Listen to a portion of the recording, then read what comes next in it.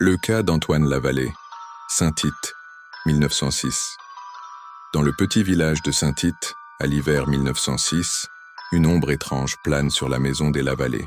Antoine, un jeune homme connu pour sa gentillesse, commence soudainement à changer. Tout débute après une soirée où, par curiosité, il assiste à une séance de spiritisme organisée par quelques amis. Ce qui devait être un simple jeu tourne rapidement au cauchemar. Les jours qui suivent, Antoine n'est plus le même. Sa voix se fait grave, presque inhumaine, et il se met à parler dans une langue inconnue que certains reconnaissent comme du latin, alors qu'il n'a jamais étudié cette langue. Parfois, en pleine nuit, des cris retentissent dans la maison, glaçant le sang de ses proches.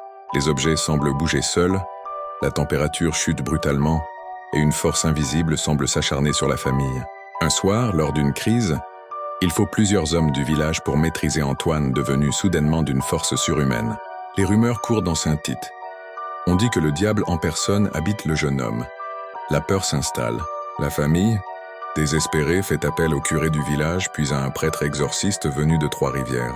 Plusieurs séances de prières et de bénédictions sont organisées, parfois en présence de villageois terrifiés. Après des semaines de tourments, la situation semble enfin se calmer. Certains disent qu'Antoine a été libéré. Après une dernière bénédiction, d'autres racontent que la famille a quitté le village dans la discrétion la plus totale. La vérité, elle, s'est perdue dans les brumes du temps et des récits de longues veillées.